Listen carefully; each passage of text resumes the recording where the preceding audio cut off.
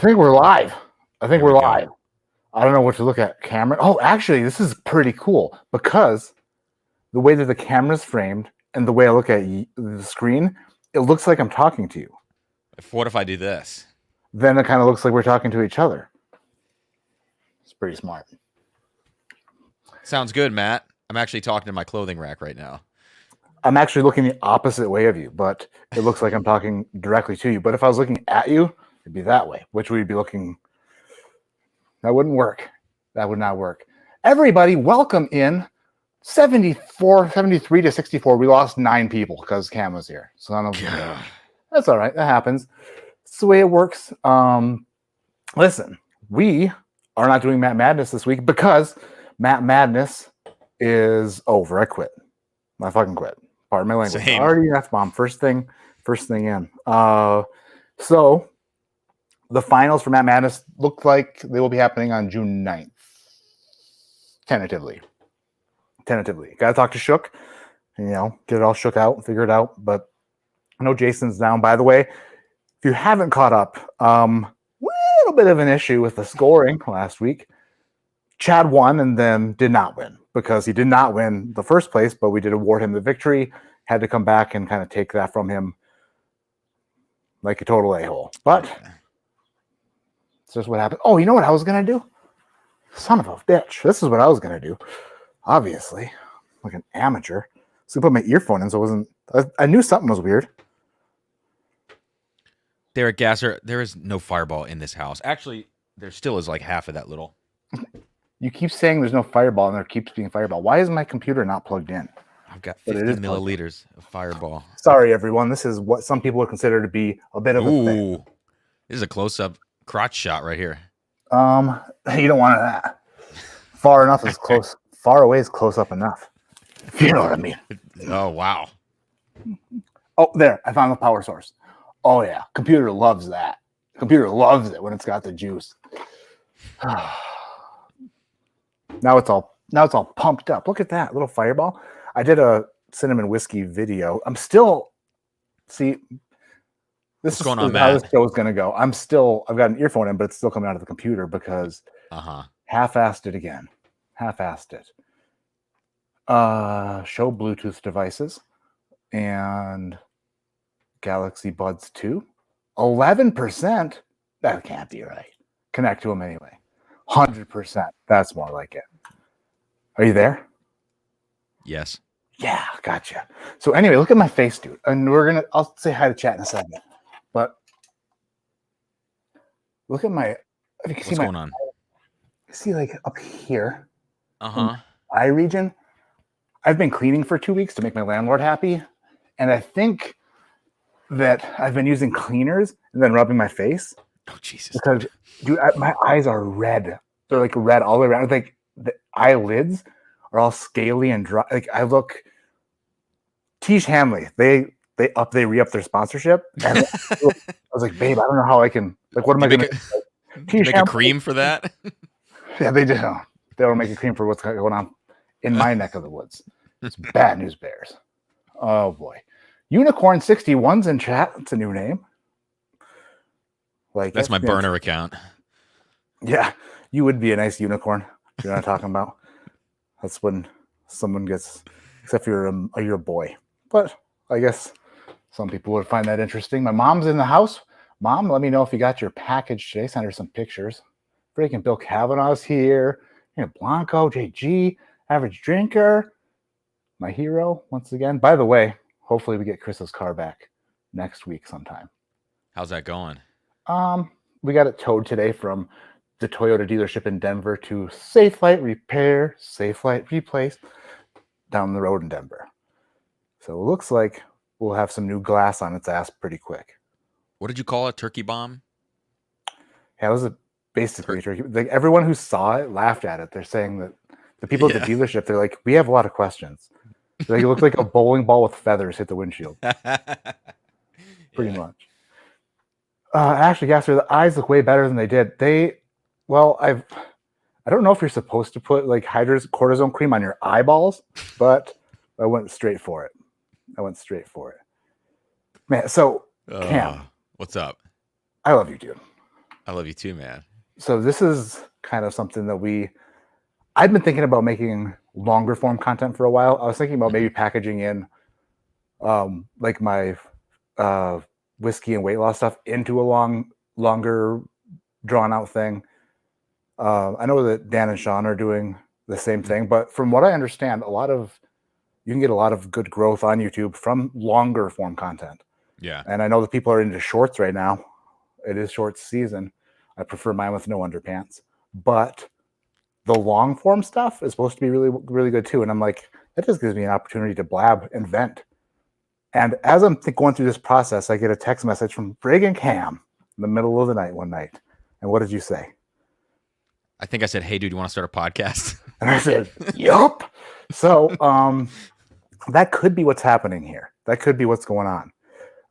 We'll see. This is kind of like what do you call it? Soft pitch? No. Trial run. Trial run. Yeah, we're just going to see if people enjoy it. If I enjoy talking to Cameron for more than 5 minutes, which I know I do. My wife does not. Oh, geez. Well, they could have a podcast about how much they dislike that, and they could go on for ages. What do you got? What do you got started with you tonight? There, I see a Whiskey King. I see a Jack Daniel's pick. Those look like they're terrible. Yeah, they're both really, really average. I don't know who picked them. Drinking this Fireball. No, I'm drinking your new Barrel King. And remind me what this is. MGP. It is 7-year MGP, minimum 7-year MGP, 21% rye. 3 different barrels were blended together, and then that's small. Yeah, so I just started with like something manageable. Cool. So basically enough to fill up a Stag Junior barrel. Nice. So it sat in the Stag Junior barrel for about 3 weeks, and I was tasting it like every few days. And it's weird how quickly things change inside of a barrel. Like Jared from Barrel King was saying that it's like a lot of the oils colliding and stuff like that, he believes. And I'm like, I don't know, I'm not a doctor, but it makes kind of sense, you know? So yeah, that's what that is. It's good, man. Non-chill filtered, 120 some proof. It's high for MGP, 126. Yeah. So I need you to be honest with me. That was like one of the things we thought that we could talk about was being honest with your friends, and like being like, how do you approach kind of stuff like in the industry, if you have relationships, how you approach that? Because every time you sip something of mine, I'm like, is he BSing me or does he mean it? Like, I would like to know. Well, no, So, I think sometimes, I think I do. If I don't know what the word is, criticize or evaluate. I think I'm always honest about what you pick. Like to me, I'm trying to think back to some of the other picks. I didn't get the new riff. That was one that I know I probably wouldn't have liked because I just don't really like new riff, you know. But I think I'm always trying to be honest with you. I mean, you are my friend though, and I think to me, having a friend that's a whiskey tuber is different than having a friend in like the industry. You know what I mean? Who's producing stuff? Yes and no. I mean, like you picked this, but you didn't like distill this and age this and send me a free thing to it. You know what I mean? Like that's different.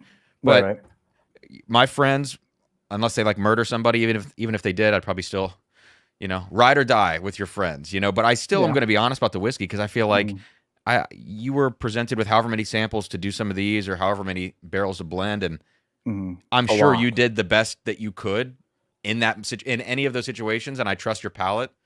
So, but I don't think it's a reflection of you personally if I say that your Jack Daniel's pick is just very mediocre.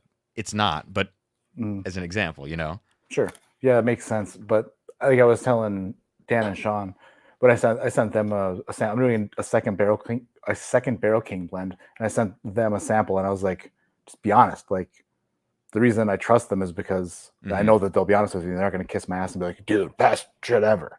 You know, that's not what I'm looking for. I'm looking for honest feedback, you know. But I think too, like, I think you and I and Danish and like a lot of people on here, we've tasted so much whiskey at this point. It's pretty easy to remove ourselves personally from some of these things, you know. Like, yeah, if you called me and said, "What do you really think of this?" I have no problem telling you the truth, and I think you're right about Dan and Sean. But I mean, from your perspective, what do you think about like when you're meeting these people like at Jack Daniels and you're meeting a lot of distillers and stuff along the way? How is it for you? Because you're somebody with 10 times my subscribers and probably a million times more reach and everything else. How do you deal with that? How do you handle that mentally? With what? With meeting, like with Meeting these people and then tasting their products. Like for instance, I went and visited Rabbit Hole and I'm tasting their stuff, and in that moment they ask me what I think of it. oh And sure. and there's this moment in your brain where you're like, I have to forget the fact that I'm sitting here and they're treating me right now, you know? Yeah, I don't. Listen, if you're making something and you are going to ask the question, then be prepared for an honest answer. You know, like Yeah. what's the purpose of asking a question if you don't want the truth? Like that's the stupidest thing ever. Like, babe, do my tits look big in this end of the AM shirt? And she's like, no.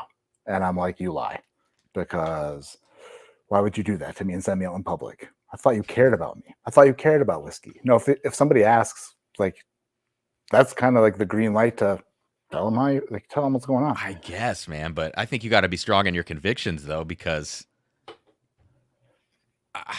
I mean, they're asking the question just because they want the pat on the back, you know? And most of these people, not most of them, some of these people that are doing marketing at distilleries don't know the products really. They're not whiskey consumers, a lot of them. You know what I mean? They're just marketing people. They're glorified hype men or hype women for the brand, you know? So they're just looking for the kudos. And especially if you're on camera, they're just looking for the kudos. I don't know. That just sounds silly to me. Like if you're making something, then like the feedback is like, you want feedback. You want to know what you're doing right, what you're doing wrong. It doesn't do any good to sugarcoat it or make them feel better about themselves. Like, so to be honest, this is kind of where I'm actually in that situation at the moment. Actually, before I tell you about that, I'm going to pour this. What is that? This is Jack Daniels, old number 7, Mr. Jack's 160th birthday. Is this new? Focus. No. This is from 2010. Oh.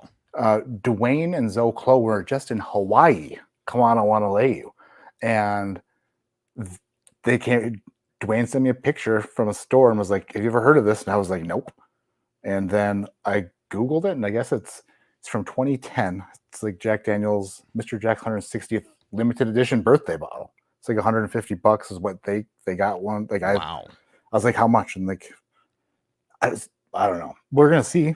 It's friggin' 13 years, sat in their shelf for 13 years in Hawaii. That's nuts. That's crazy. So what did you say? What proof it is, or is it regular? Like 80 proof. 80 proof. But what the heck, right? Yeah. It's a cool bottle. Comes in a box. It says it's got a hang tag on it. Little marketing stuff here. Jasper Newton Jack Daniel. We're proud to honor Mr. Jack Daniel of Lynchburg on his 160th birthday. He would have lived that long too if he wouldn't have kicked that safe. You're familiar with that story, right? No. No, he kicked. I think that's where the saying "kicked the bucket" came from, but it's actually "kicked the safe." He came to work one morning, and I think he was upset or something, and kicked a safe in his office, and then literally like fudged his toe up real bad, and then had an infection go up his leg, and like they kept having to amputate, and like throughout the course of time until they piece by piece. Until he was deli done. Slice by deli slice. Yeah. So that's the story of the safe, and he would have made it to 160 too.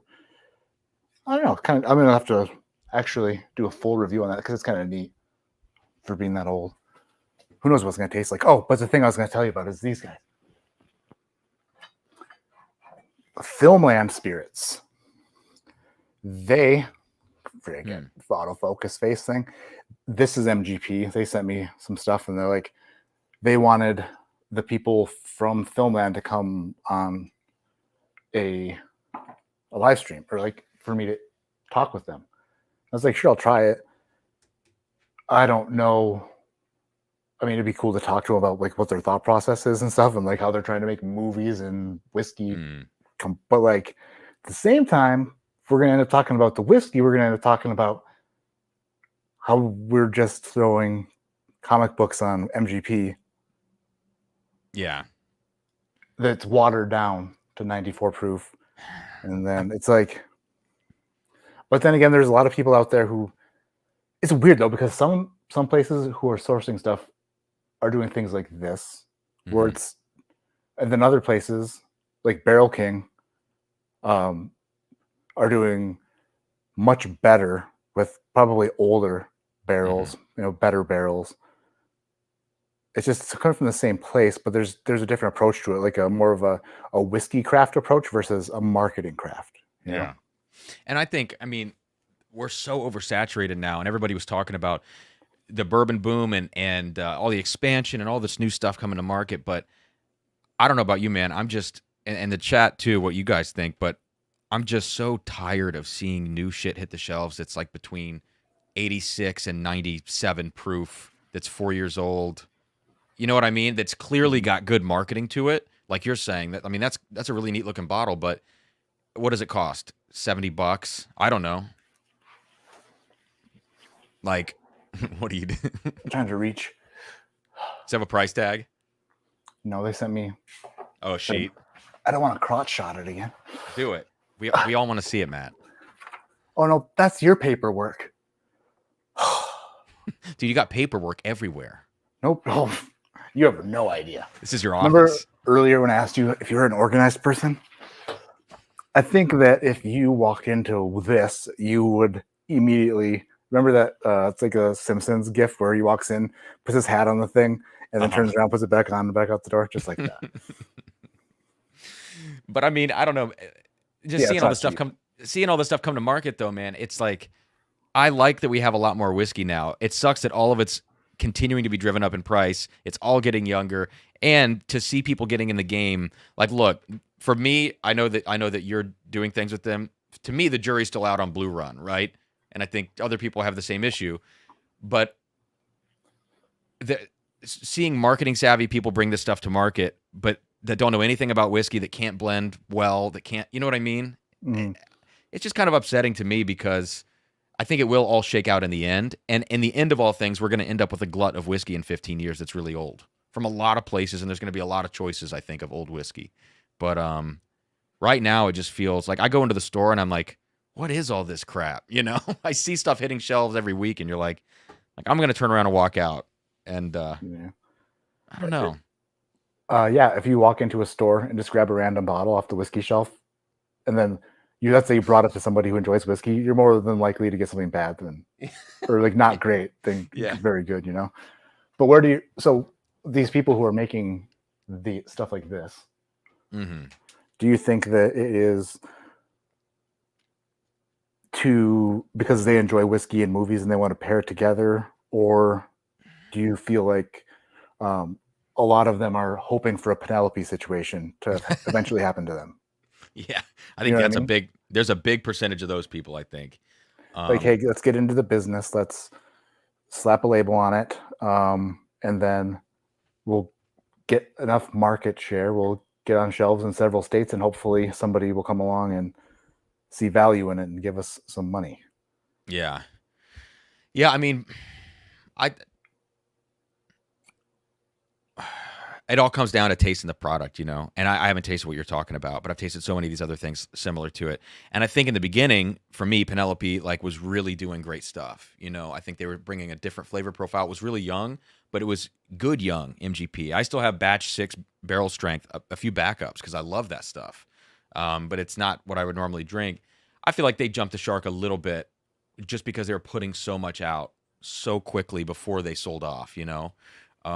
Who knows if their strategy getting into this was who knows if they got into this with an exit strategy in mind already. I don't know. Yeah, I haven't been fortunate enough to talk with those guys as much as like Dan and Sean. Yeah. But yeah, I mean, if they didn't, then what an amazing turnout. You know what I mean? Yeah. Well, it's like the Liver King. He when he began his social media march towards he starts emailing people, and he's like, listen, I am wanting to be like, this is my goal. I want this many subscribers. I'm trying to start my business. I need all the advice I can get because I want to be abnormally like I want to be people to look at me and be like, wow, I want to be this person. So he went into it with a, strategically. But if he didn't, I think it would be hard to get to where he was at. But if he didn't go into it, like what a happy accident, Right. With Penelope, if they went into it just, which, I can't remember. I've listened to so many like interviews with them, but yeah, I can't. They feel legit to me.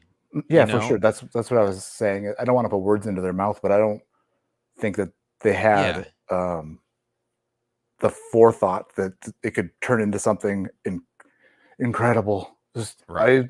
I now I look at Penelope. I said, "Wow, is it incredible?" It's bad. Still working on it. Work on it, man. Still working on that. We're gonna get you some lessons. We'll get you a teacher, a Shane private Gillis instructor to come in and really slap me around a bit. But, that would be. Anyways, no, I think the Penelope thing. I think you're right. They seem like good dudes, and I think some of these people that get into the whiskey space, like I don't know these folks you're talking about with the stickers and the movie stuff on the side of the bottles. I think if it sounds, looks, smells like a duck, it's probably a duck, and in that case, I feel like if you are actually looking at the whiskey market and taking it in holistically as a consumer, not just as someone researching it to try to get into the business, you would understand how putting something like that out would make people go, I don't know. Like even Penelope in the beginning, I think they knew they were taking a risk and it was a hard sell, but very quickly it turned into like, oh no, this is cool. Like, but it was not too over the top. I don't think. What do you over the top in what way? Like their push or their like it wasn't overtly like you put a sticker like that on the side of a bottle. I think you're automatically going to get some people like raising their eyebrows at it. That's a pretty overt marketing punch. Whereas Penelope, it was like there's beautiful design work here to kind of accompany. You know what I mean? Like the package felt more authentic, I think, from Penelope and the story. They had a fucking great story. Yeah, that's a lot of it. This is a made up movie. So this one is called Moonlight Mayhem: A Saga of Werewolves and Bourbon. You know what I mean? I mean, that's kind of cool, I guess. I mean, yeah. It's a neat. I mean, it reminds me of the some of the wines. I can't think of the name of the wines, but from the Coppola, Francis Ford Coppola. Anyways, if there was the ability to have, like, if you could just pair a whiskey with a movie and it was tied together, that would be cool. But that would be a lot of different skews. You know what I mean? Yeah. What's everyone in chat talking about? JJ Redick. God. Oh, that's the first thing I see. Amy Bohm's here. Hey, Amy. Dave Vogelsang is here. Shauna Marie. She had some good ideas for podcast names last night, if I remember correctly. Oh, yeah. Benjamin Prescott says, on the opposite end, you got brands like Jack Daniels doing amazing stuff. And I think that's right. The legacy distilleries right now that are pushing the envelope are the ones that are going to win, I think, in the short term right now. And it seems to be like when Old Forster was really doing cool stuff when Jackie was there. Mm-hmm. It's like she had her ear to the streets and was like, okay, yes. like, well, let's do this. Chris Fletcher and Lexi Phillips at Jack Daniels, younger, ears to the streets. It seems like if there's a bit of a younger crowd involved in those legacy distilleries, then it seems like the excitement is ramping up quite a bit. It's, when at Turkey, not saying that nothing bad about Turkey. I freaking love Turkey stuff, but if you're stuck in your ways at some point, it's like, listen, we're not doing anything different. Like, this is Wild Turkey, the way it's been, the way it's always going to be. At some point, like, people are curious and they're going to be buying stuff that's, other brands. It's but yeah, that's tough. I mean, because Turkey, to me, would you say Turkey feels the most old-fashioned out of like the legacy distilleries? Like in terms of maybe stubborn is a harsh word, but up until recently, I would say that something obviously happened there recently where there was maybe a bit of a nudge in the direction of let's get on this train. Let's hop on board of selling some much more expensive than needed to be whiskey. Yeah, And yeah, label it special if it may or may not be that special kind of thing. Like yeah. single rickhouse stuff. I still haven't tried that, so Me I either. can't like. Well, Okay, I'm just saying, like, the concept uh-huh. of I don't doing know. I it. mean, it's cool. I do enjoy seeing different products, even if they are a little bit gimmicky or a little bit like maybe not something that is extremely unique. But I mean, obviously, they're doing it just to pad the Hmm. bank a little bit, right? I would think anyway. I would. Hell, I would. I want to sell. You know what? We're starting Port Bourbon tonight, and I will sell it tomorrow. It'll be for sale tomorrow. Make me an offer. Portello Bourbon. Sounds really good. Big P on the front of it. Huge P. Original. Big PP. So, have you tried that whiskey? What are you drinking right now? Me? Yeah. I No. guess who else would you be talking to? Joe the sample guy. I'm drinking your Barrel King, dude. Okay. It's very good. Didn't you say that you submitted this or they submitted it to the competition or whatever? Yeah, but it was they submitted pre-finish. Yeah, they submitted it to San Francisco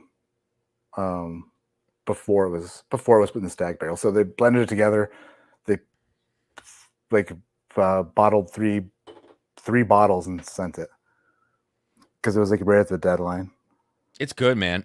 You know what's weird is after it's been sitting out for a few hours now, and I'm just now sipping on it. It's got this almost like carrot cake spice to it. Oh man, I love carrot cake. I wish you weren't so full of shit. I'd like that. I love that note. Just kidding. I hate Right. carrot cake. This whiskey sucks.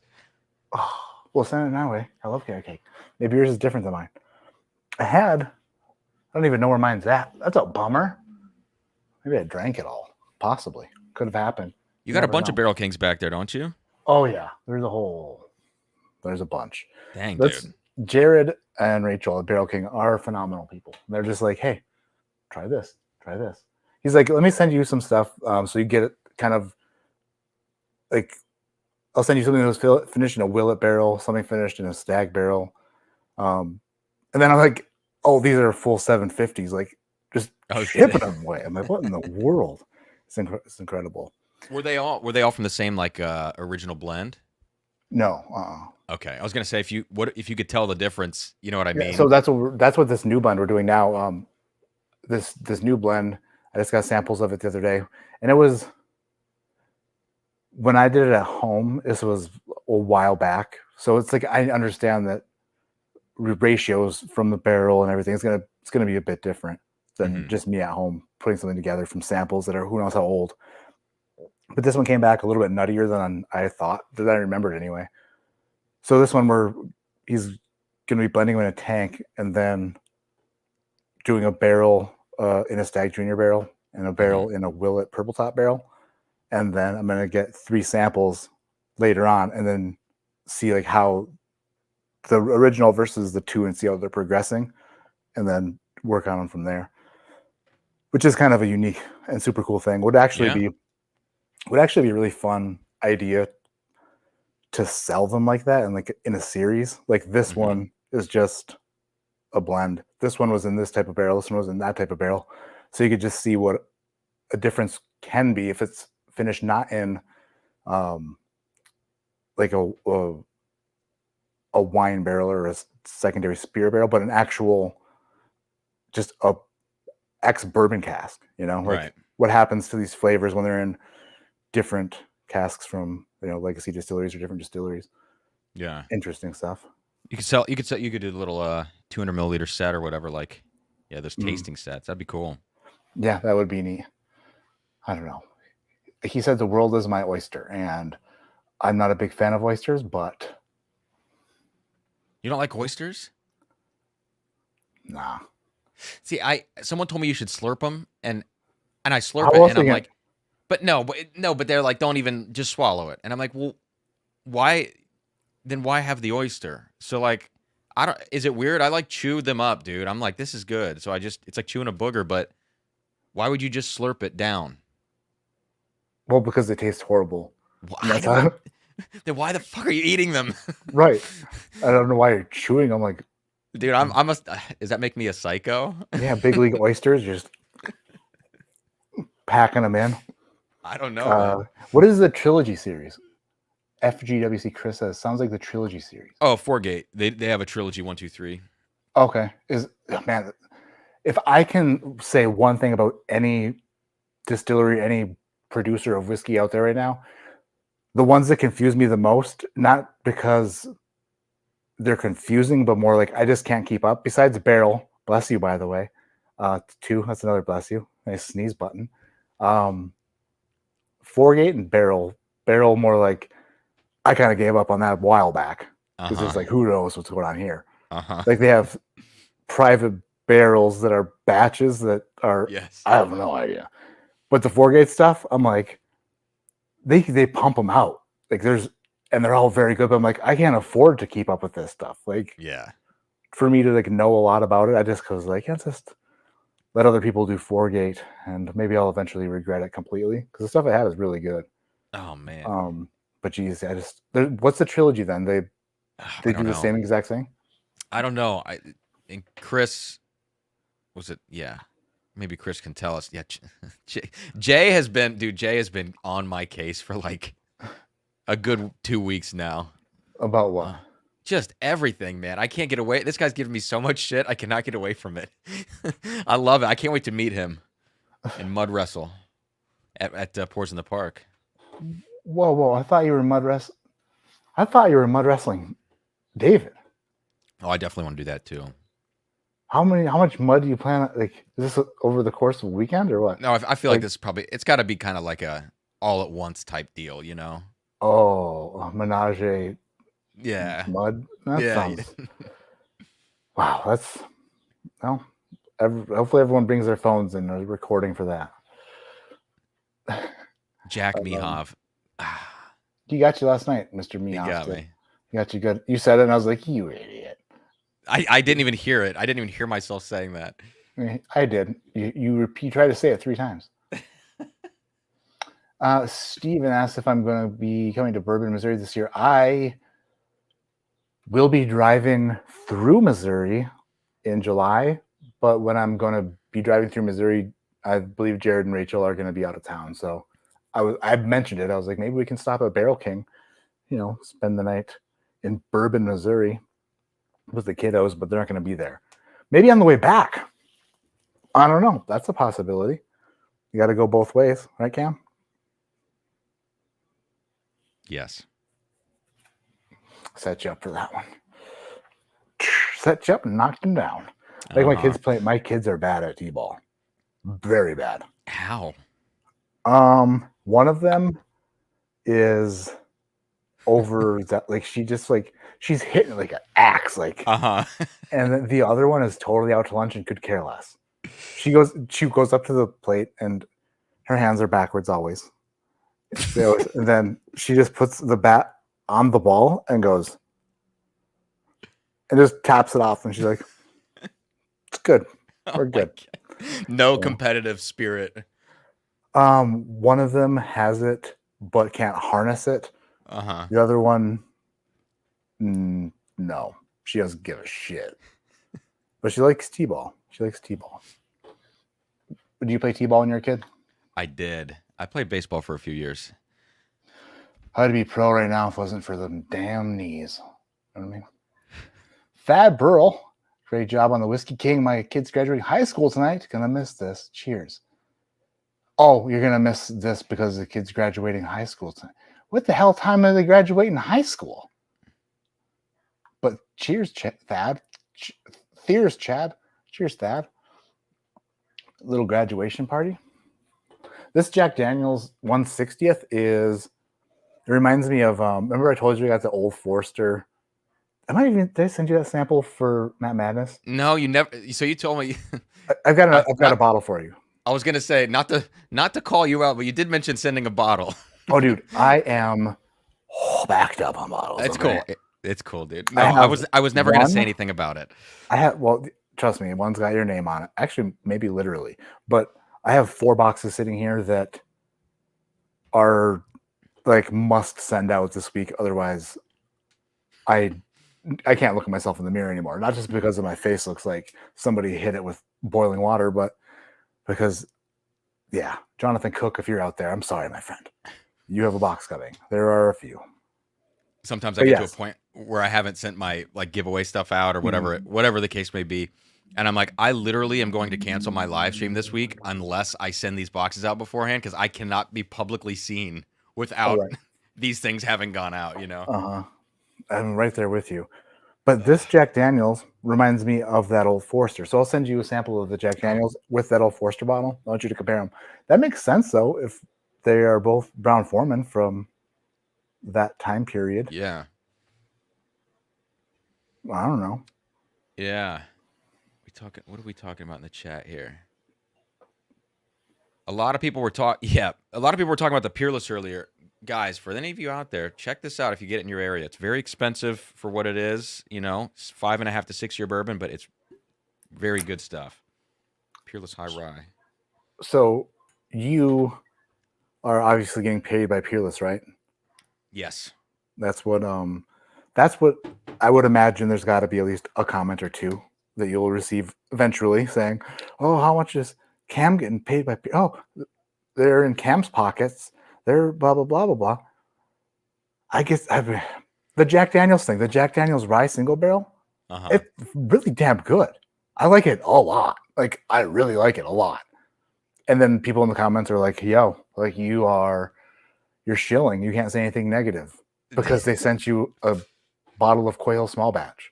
Yeah. Like, they're in your pot. I'm like, in my pot, like, I wish that would be super cool if I was getting paid on the side and didn't tell anybody. That would be amazing. But I just really like it. Like, it must be an honor to be at the level of having enough people know you that you can be called a shill. You know what I mean? Like, you know, you've made it when someone's calling you a shill. It's like, no, you're doing all right. No, but my favorite are when people think that there are conspiracies between whiskey tubers to hype something. Oh, like when the Tin Cup tenure, when that started, that was a thing. That is the best. It's like, you think anybody has enough time to be on the phone with each other saying like, "Listen, dude, I have an idea." You know. No, it's people are wanting content. And if there's something that's sitting on your shelf that people say is really good, then and it's affordable, and of course you're going to get it and then debate it. Like, that's part of the entire thing, is debating what you enjoy, what's good, what's bad, what people say is good and bad. Like, I don't know. But yeah. Tin Cup actually did, for the first time, send me a message. Really? Yep. And they said, "Hi, nice picture. Can we repost it?" And I was like, super cool. Absolutely. Go ahead. You're like, it's not like I just single-handedly sold out your product across the country. Oh, yeah, that's single-handedly. That's what I did. Single-handedly. Close to it. This Rebel came from Hawaii. There is a note. Oh, shit. See, I wasn't prepared for this. But Dwayne and Zoe brought this back as well. I have the gentleman's name in the store name, but I don't have it with me. So I'm super sorry. I will mention it later. But this is a Weeded Rebel Distillers Collection. It is hand-selected by Hawaii. That's what it says on the label. But the store owner watches the channel, and it was a gift from Hawaii. That's cool, man. Yeah. You know you made it when you get the bottles from Hawaii, Cam. You ever been to Hawaii? No. And now I'm not allowed to because my 6-year-old's terrified of volcanoes, so it's going to have to wait until retirement. But actually, I wasn't going to bring them to Hawaii anyway. So it's not like that was on the agenda. Jason Mounts, I just responded to you in the chats with the name of this glass. You can try to find them on Amazon. Sometimes they're out of stock for some reason. I don't know. The super secret whiskey tasting glasses. Yes, I will be at Pours in the Park. I will be there so hard, for sure.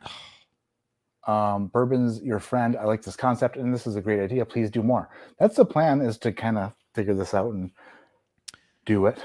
Just continue, unless of course Cameron dumps me, in which case I'm sorry. No, Matt's gonna dump me, but I think moving forward too, it'll be less live stream type stuff like this and more, throw the audio up Spotify, Apple TV, have some topics to hit, and we get and do maybe video component too on YouTube and figure out how that's gonna work. So, what happened to you? I wasn't looking. Nothing. Did it hit your little dangly thing the wrong way? No, it hasn't made to my dangly thing yet, but no, nothing happened. I just forgot how to swallow. No, definitely don't forget. That's muscle memory. No, I just wasn't expecting that flavor. It's just. What did you just taste? Nothing. Oh, yeah. Okay, I know. Never mind. Not bad. Just weeded, younger distillate, and I wasn't quite expecting it. Especially after that 80 proof dusty Jack Daniels. Yeah, it's just completely different.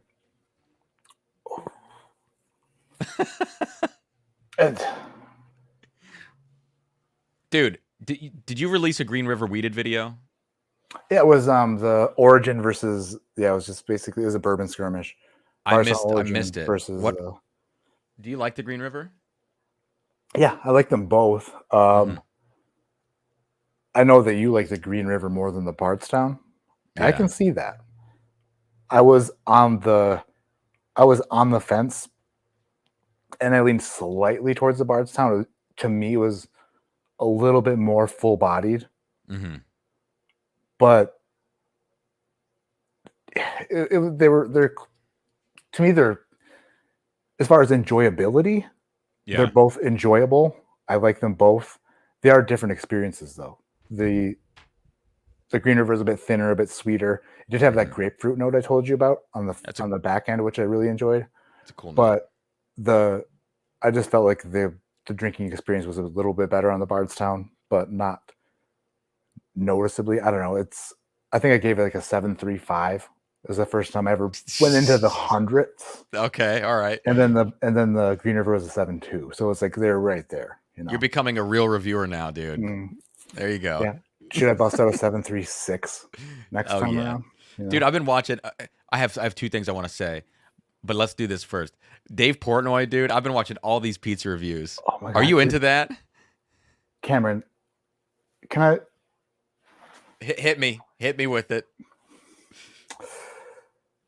There's a video coming. Okay. Oh, nope. That is an adult entertainer that I found to be interesting and saved her name in my notes. That's not it. Oh, Jesus. Yeah, that's the responsible place to put it. In your notes on your phone.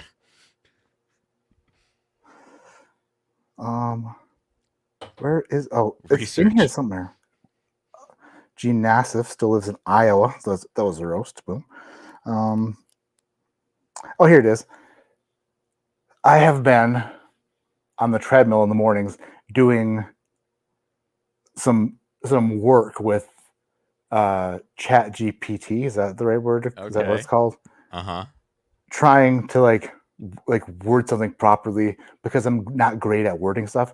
Basically, there will be a video in the next week or two, and it is going to be titled I turned down an offer from Barstool Sports.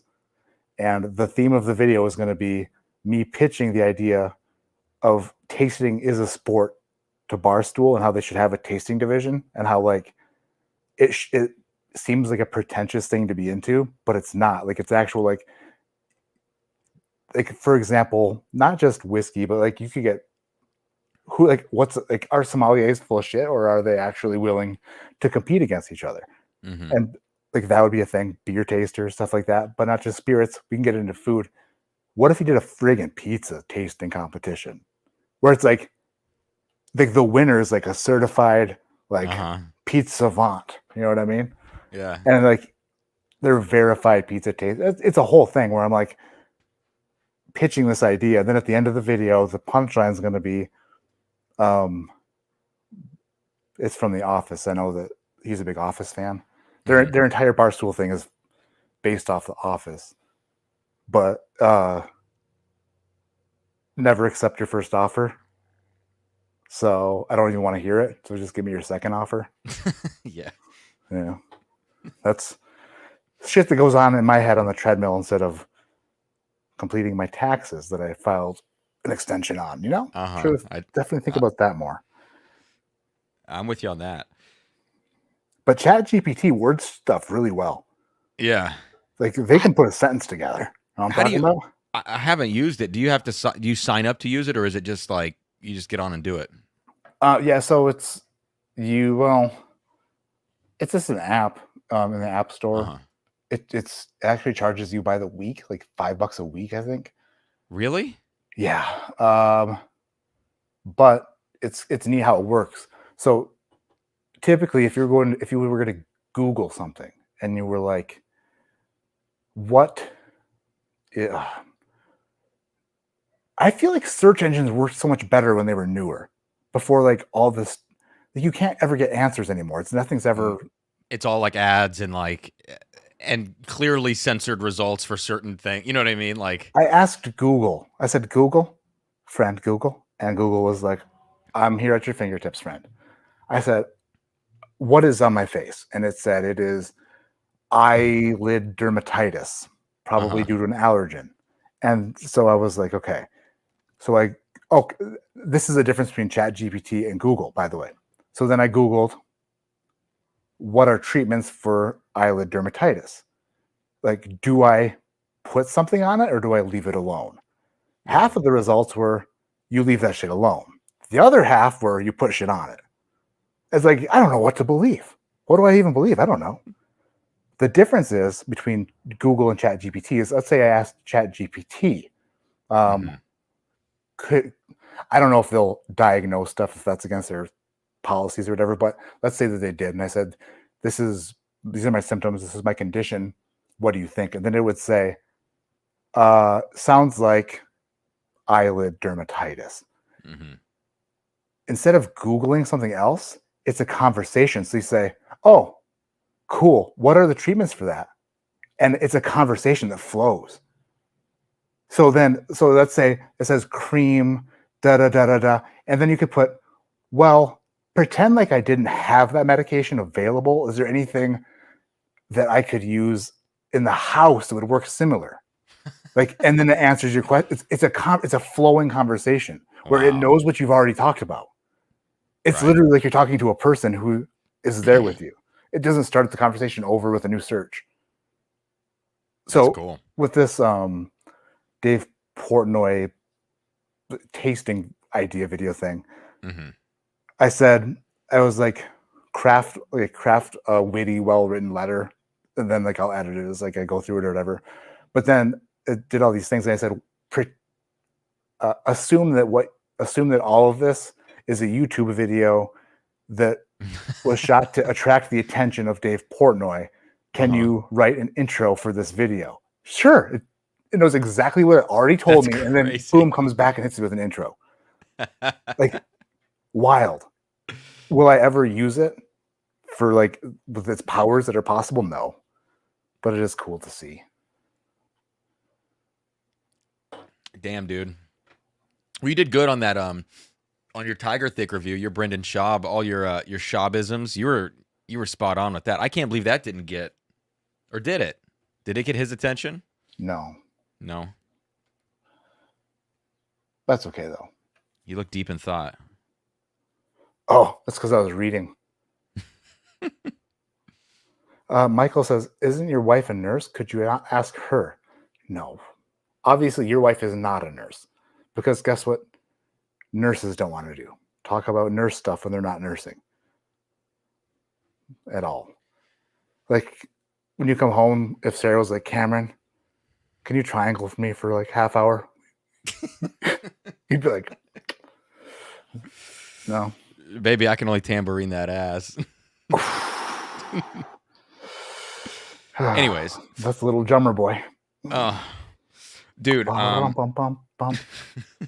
were we talking? We were talking about Green River. I had something I was going to ask you. Oh, yeah. You said you had stuff and then no idea. Oh, I was going to ask you. This is kind of like a broad question, but do you think that weeded bourbons are overrated? That's a kind of a big question. Well, I mean, yes and no. I think that if it weren't for Weller and like Van Winkle stuff, then I don't know how far it would have ever made it. Yeah.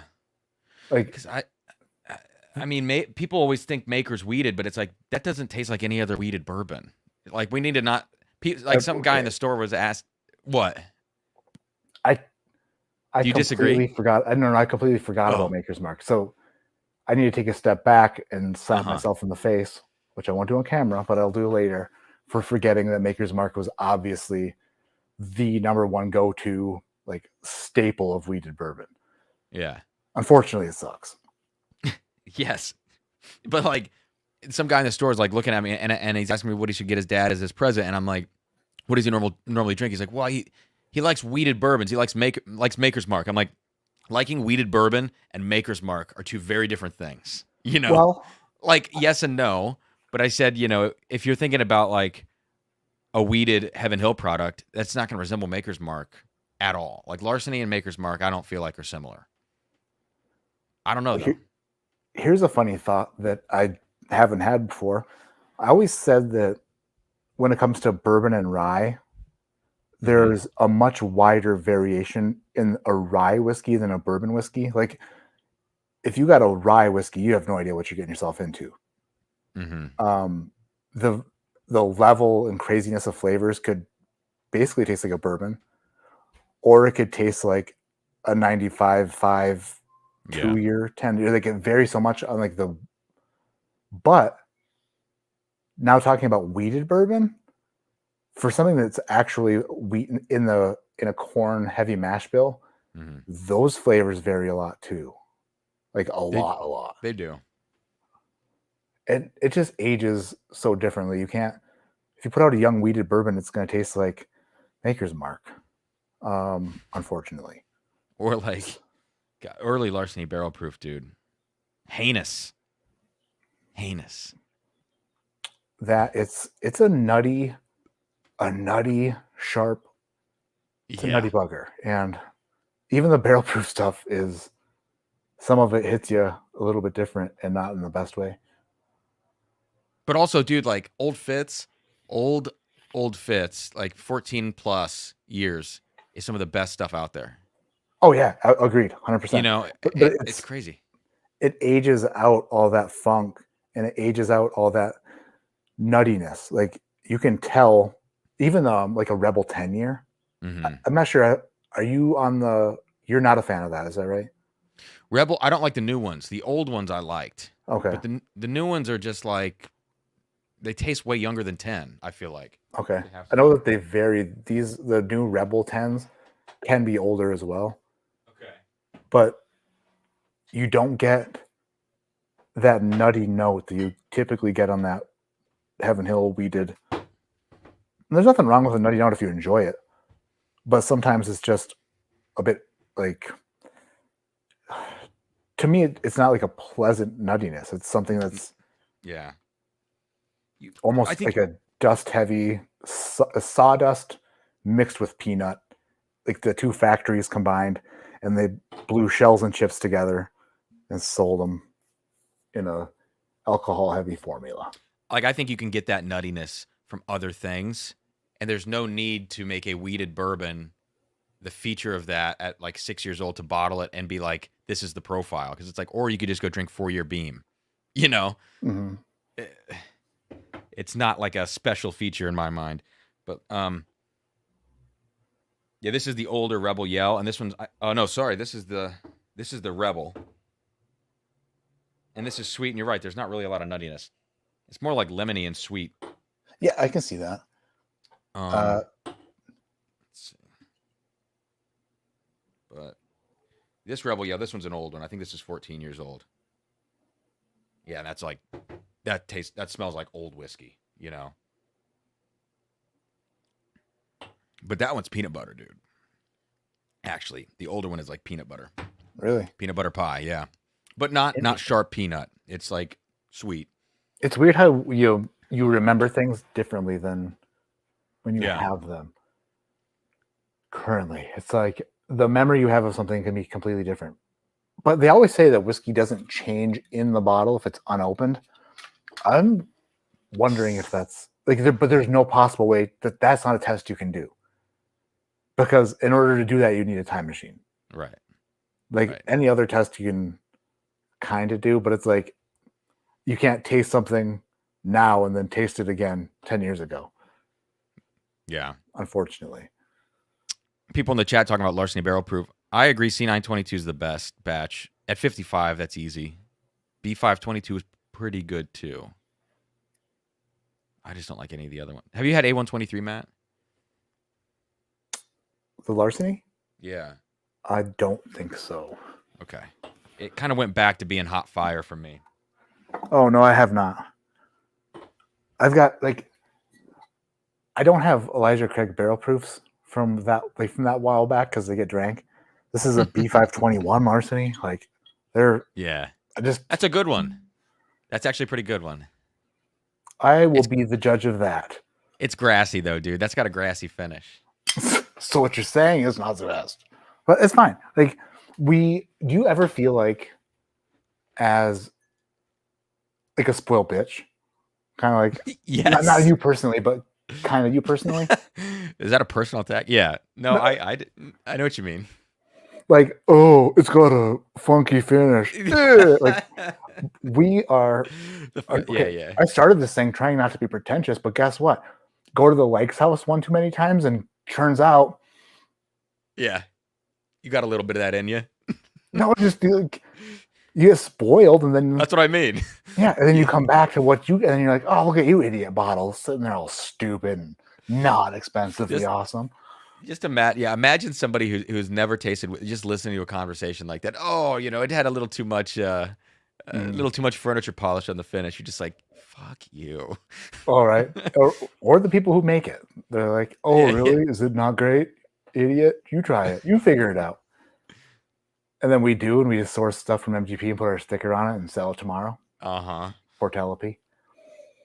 Actually doesn't smell bad. No, B521's like sweet. It was actually manageable. Ooh. Come on, give me that grass. Good. Give me the grassy. Come on, wait for it. Wait for it. Never trust your first sip, though. It's a method that I am scientific method right there. Let's see, chat. Yeah, I think Heaven Hill's figuring out larceny barrel proof blending a little bit better. Darker fruit profile. I went down. Prescott. Damn. Anyways.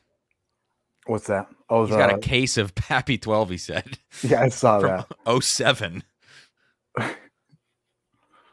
Okay. You're rich, dude. He said he got it in 07. Yeah. Well, that's the thing. Those things are probably... Is that even in I don't even know if it's the same If that's the case, then thank you for busting it out on an occasion like tonight. The first ever semi-podcast with me and Cam that we have yet to name. Hey, what are the good names that we got? We need some more ideas in chat. What are the good names we got? Okay. Today I just put it together between two drams with Matt and Cam. That kind of rhymed. Dude, I like including Matt and Cam in there somewhere. Yeah. I think that's cool. Mm-hmm. Because we both have some real simple ass names, Mm-hmm. One syllable. Yeah. Right to the point. Rickhouse Rants was one. Dude, I'm telling you, I think my vote is the Bunghole Show. I think the Bunghole Show is fucking awesome.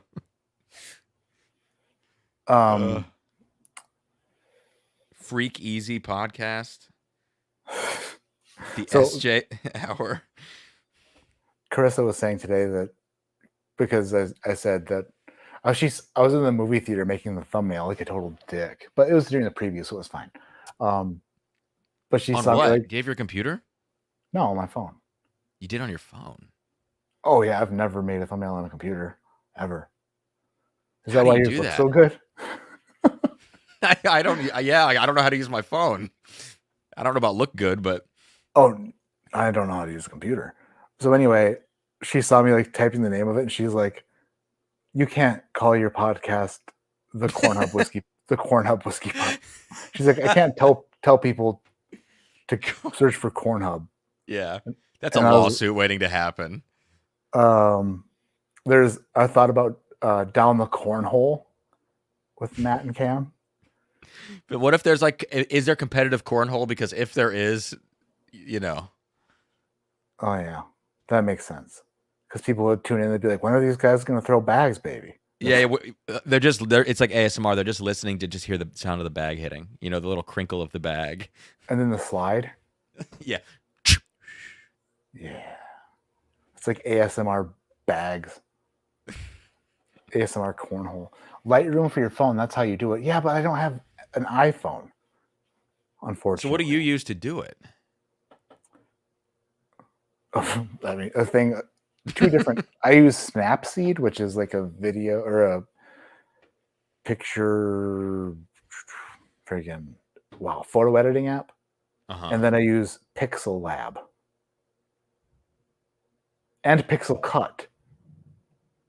Okay. You know what? I'm using a whole lot of stuff I probably could do in one location. William Molnar, dude. You and JG are going to be best friends. Are they picking on you? Yes, dude. Cam and Bunghole. Here we go with the schoolgirl giggling again. I know. Sometimes I do that. The thing is, like the name has to be something that is searchable, or so that when they see it, they know it's. Yeah. Like the SJ Hour is super cool, but nobody would ever know that that's a whiskey podcast or a whiskey related podcast. Right. Down the Cornhole sounds questionable. Well, we did have the Bunghole Bros. That's probably not good either. But it is a whiskey term. So I don't know, man. We gotta think about that if we Matt and Cam, dude. It's got a rhyme. I like a rhyme, you know, but maybe not. The Rack House. Oh, never mind. Never mind. I had some ideas, but I can't remember what they were. Glock Juice, two dudes loving whiskey together podcast. Listen, there was a perfect opportunity for the Matt and Drum. Hear me out. Come on. Okay. The Matt and Drum. It's catchy. It's got a ring to it. No, well, I can't think of one single person who would get upset about that. Me neither. No. I'm just kidding. I like it. It just sounds kind of like that. Just sounds funny. That's the Matt and Drum. If Jason's watching, just put a middle finger in chat, please. Yeah. Sips, two dudes, one whiskey. That's kind of funny. That's got to have been taken, right? That sounds like someone on Instagram's probably got that. Your mom likes between 2 drams. That's like a play off of another show, Mom. It's people. Cherry Mango, dude, coming in with the ethanol ethos. Good Lord, that sounds like we're going to talk about sustainable energy or something, dude. Ooh, I like Savannah's idea. Where? That's a good one. I like that. We'll keep it in the back of the Rick heads. What's something about us? That's pretty much the best question I've ever asked. I don't know. I'm just getting to know you. I feel like we're just getting to know each other. Carissa just texted me and says this, which is an interesting thing. Uh-oh. Netflix is making me confirm the household and sent you an email. That's because Grandma was using Netflix, and I said it was a bad idea. Bourbon boners. I don't know. Down the hatch with Cam and Matt. That's kind of cool. I kind of like that. That sounds good. Never heard that before, though. You know, I like to say that. Yeah, no, I've got the clip of you. I don't have it on here now, but it's you saying down the hatch, and then Sarah looks at you and she's like, "What?"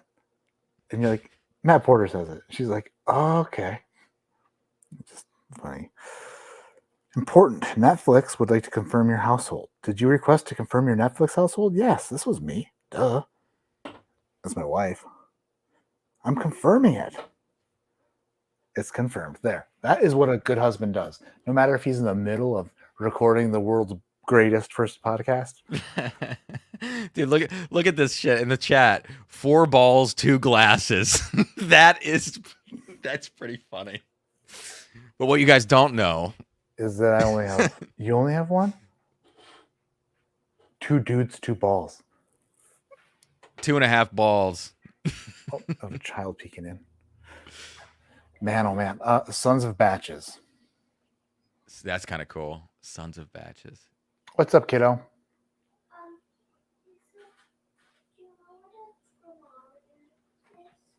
The thermometer should be in the cupboard above the dishwasher.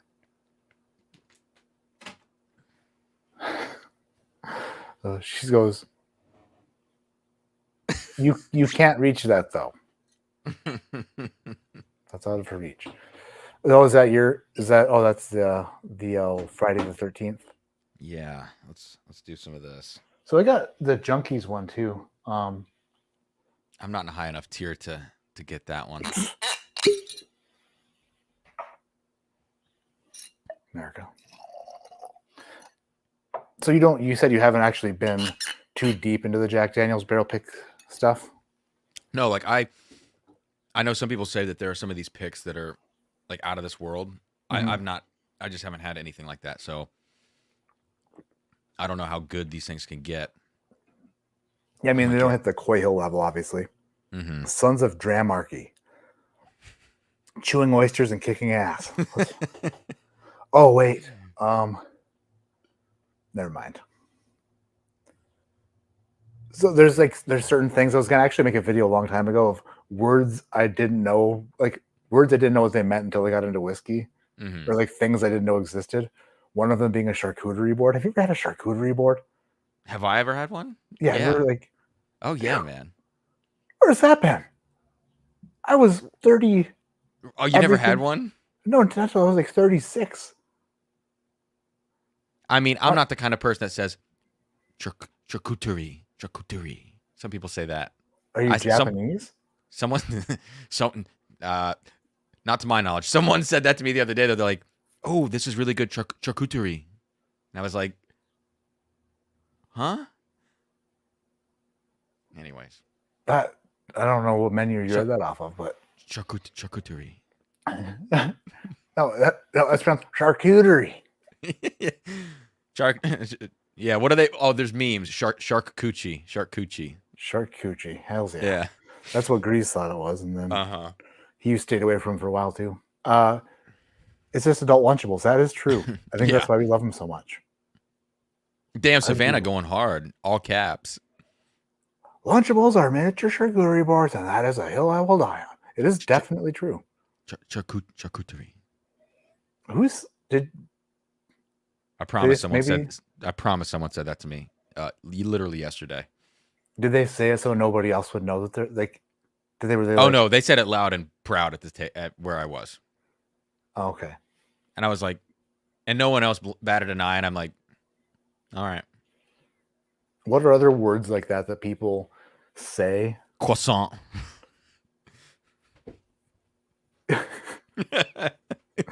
That's if there's one word, man, it's croissant. Mm-hmm. I guess that's not a way to say it, but you could, if you are a young entrepreneur making music videos and you have a shitload of money, all of a sudden you might go buy a Benz. But if you are an older gentleman or lady who's successful and can finally afford their Mercedes, there's that too. Just a different way of looking at it, like more of a refined. But that's the same word. That's the same word, though. Right. What's a word that people say? Some people go hard on some tacos. Some people really bring out the Spanish part of the tacos. Street tacos. No. I'm thinking more like tacos. You know what I'm saying? But like in conversation, you're just like, just say some tacos, dude. Oh, okay. Yeah, there are definitely some words like that people just go for, and you're twist. like, yeah. Did you need to? You didn't need to go for it. Yeah. I don't know if I think I've told this before on a live stream. Maybe not. I did go through the drive-thru at Taco Bell one time, and you know how they always change up their menu items. Yeah. Like their special stuff that goes away. I can't remember what the hell it was, but I ordered. I saw that like they got their thing back that I really liked, and I was wrong about it.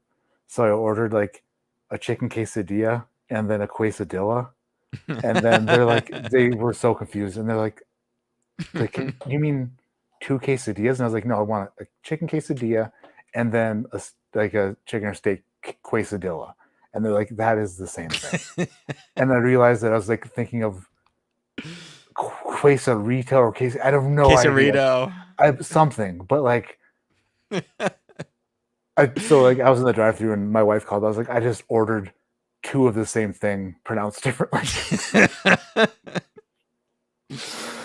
Dude, I don't know where. I think this was in college. We might have been going. We used to go through the Timmy Ho's drive-through. My friend and I, we would get like they had wraps. They had like chicken wraps at Tim Hortons, and I spit my drink out because we get up to order, and I'm like, yeah, let me get this kind of wrap, and he's like, let me get the chicken fajitas.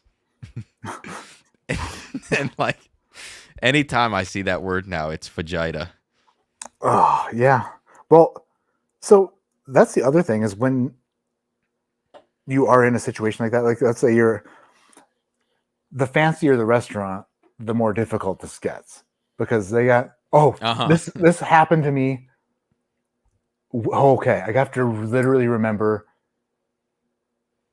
Oh, okay. This is exactly what it was. I was at Bardstown Bourbon Company for World Stop Whiskey Taster. And I can't remember if it was the first year or second year, but they have a dinner the night before for everyone. Mm-hmm. So actually, no, it was the night of the competition. It was the year I won. I'm putting this all together as I go here. But so I'm sitting upstairs at this table with everybody else who competed and like some of the people from Bardstown and like their chefs there. And like they have a little menu, but it's like you can pick between 3 dishes, I think. And I was like looking at this menu. I'm like, what? I don't know. Because it was a food and then a side dish with it. And then the side dish was like a fuzzy reindeer antler or a fuzzy deer antler or a fuzzy some sort of animal's antler system. Fuzzy. And I was like, So they're going around the table taking everyone's orders, and I can't remember who it was. It might have been Mike who won the second year. But whoever was sitting next to me, I looked at him and I was like, we both kind of looked like we saw each other confused. Yeah. And he's like, yeah, I'll have that was the antler. And he's like, can you explain a little bit about that? And they're like, what do you mean? And he's like, yeah, the antler. And he's like, that's the name of the drink it comes with. It was the name of the drink. I was like, I've never even like when shit gets too fancy, you get confused because you have no idea if this is something. I can't pronounce stuff. I don't know anything, and then I get in over my head, and I start thinking that I'm gonna be eating a reindeer antler, and it's just I don't know. Oh my! Hey, God. Alex here. What's up, Alec? Friggin' Alec. High five.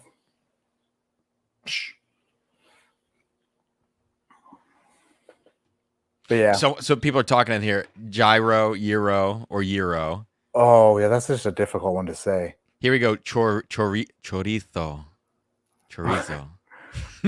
No, dude. Yeah, well, because someone said Barcelona earlier, and Barcelona, Barcelona. Yeah.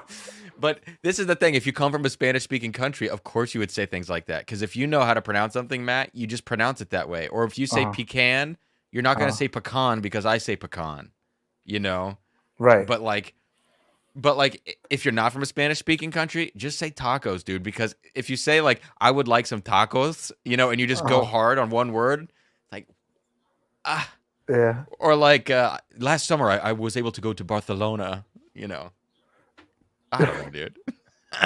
Well, so like being like a waiter, being in the service industry, you must hear everything.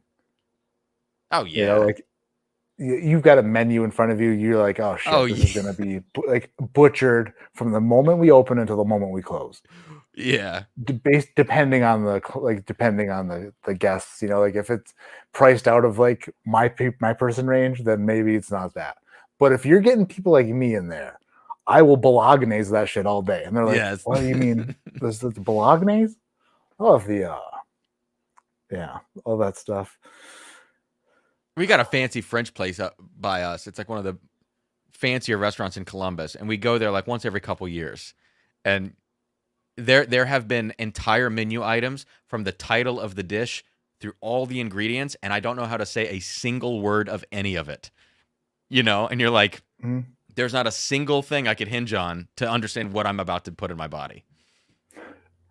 So at Willet, I think Willet has a menu like that, Really? where you go in there, and I was with Carissa and Dan and Julie, and we sat there, and Dan was like, "What are you thinking for apps?" And because they're small dishes. He's like, "What are you thinking?" And I'm like, "I don't know what any of this is." Yeah. I was like, "I need help." So I think from that point forward, they knew just to order for me if it comes to like, I mean, remember of Dumb and Dumber when he's like, "What's the soup du jour?" Like, it's the soup of the day. He's like, "Sounds good. I'll have that." Like, that's totally me. Everywhere I go, everywhere I go. Cam, when you throw out the one word, it comes off like you're trying too hard. Just had this conversation. Yep. Yeah. It's Whiskey Wingman podcast. Oh, I kind of like that. That's kind of cool. Whiskey Wingman. Yeah, Willa does have an egg salad sandwich. It's bonkers good. Kenny P's in the house. Gnocchi also spelled it wrong. Yeah, who knows how to spell? If it weren't for spell check, nothing I've spelled would ever be right. Gnocchi. What a weird ass word, dude. Right. That's okay though. Have you had the Willet famous egg salad sandwich? Have you had that? Uh-huh. Is it good? Yeah, really good. And I don't like egg salad. I don't either. I'm just not a fan.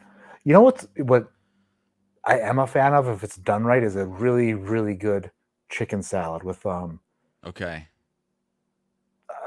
But some of them are terrible. Chicken salad can be terrible. Cold stuff like that, I don't like, dude. You know what I mean? Like potato salad, chicken salad. Right. Yeah. Potato salad can just jump off the friggin' deli shelf to its death, you know? Kind of gross. But a good chicken salad can hit me right sometimes. But it's got to have like a craisin in it or some sort of like dried cherry or something like that. Dude, listen to you. Listen to you. Hey. A craisin? Dude. I'm telling you. There's probably a fancy word for a freaking half-breed raisins, dude. Yeah. Yeah. Muggle half-blood raisins. Have you ever noticed when you go to a grocery store, there's new fruits now? I notice that all the time. Like you go into a grocery store, you walk through the produce section, and you're like, that's not even a fruit. How is it a fruit? And it's just there like it's always been there. I'll start taking pictures and sending. Please just take pictures. Because you'll be like, that's not even a real thing. No, they're just all of a sudden they just put like, I can't even think of names. They're just weird names. They're shaped like something you'd hit with a funky bat as a child, like a weird shaped spiky ball with like bristles on it, and that has never existed before, but now it's here and no one's even talking about it. It's just there in Colorado, just sitting on a shelf. Like I'm now self-conscious because in the chat, I have now been taught that craisins are just dried raisins and it's not a crossbreed. So there's that. But I think that they're flavored with like cranberry juice, possibly. Could be wrong. They're not just dried cranberries, because if that's the case, I feel like you said dried raisins. No, well, someone said craisin. Listen to they might be. Yeah, I think that they're dried cranberries. See, I was thinking it was like some sort of a raisin banged a cranberry, you know? Yeah, you took the extra step there. But they do make stuff like that. Like oh shoot, what's the one that's like I don't know. See, this is where the editing in my videos comes in. Yeah, because yeah. I start down a street and then realize it's no outlet, and It's a then I'm like, cul-de-sac. no, it doesn't even go in circles. It just stops, dude. Uh-huh. It just I'm shining lights in everyone's windows trying to get back turned around the other way, and I have no idea how to get out. So, dude, tell me about the state of the whiskey industry. No, I'm just kidding. It's good. The state of the industry is good. I've never seen a better industry state, to be fair. I walked in, I said, wow, is this industry in a great state industrially? You got this. I don't need to be here. You got this. Definitely need something. That would be wow. When I listen to podcasts, I have a difficult time listening to one person talk for a long time, even if it's somebody who I find funny or find interesting. Yeah. There has to be some sort of back and forth. Would I prefer that we were in the same room together? Yeah. 100%. It makes it so much better. If you're in the same room, can look at each other. There's no weirdness. It's like it flows really well and really easily. That makes the best. It's difficult listening. Like, for example, Theo Von, hilarious. But like, and if he's just doing it by himself, or like, I used to find Chris D'Elia pretty funny, and like, but at some point it's like, okay, I can't listen to Chris D'Elia like like to himself like every 5 minutes. Like, dude. So yeah. So could it be me and Donald? Yeah, it'd be the best. We both. I really kind of want to learn how to do a Trump voice, but I can't. I need to look up a video and it's really easy. I could teach you in like 10 seconds. Yeah, so easy. How easy is it? How easy is it? I've never learned an easier voice. Dude, but Theo's the one person. You go. Dude, I just talked over you like a dick. That's another thing I hate about podcasts. This is over. We're done. No more bunghole bros. No more freaking. So you're taking it all away. All right. It's done. We're done. It was the worst hour and a half of my life. God, yeah, this is dude. No, Anthony James. No, this is what I'm saying. Theo Von is the only person I can listen to do a solo podcast. He's the only person because I'm like, you just kind of roll with the punches, you know? You're like, I don't know what is going on right now. But you know who I can't listen to anymore is Andrew Schultz, dude. He's gotten too hype for me. Like when he talks on podcast, it's just like, look at this. I don't know. Dude, even the special, the special that he did, like, who am I to critique it? But it just felt like a little forced. Everything feels a little bit overperformed and like grandiose. And I want to say, like, dude, we saw him do a club here in Columbus before he blew up, and it was so funny because he didn't try that hard, you know? Because he's so good. Stand-up comedy's got to be rough.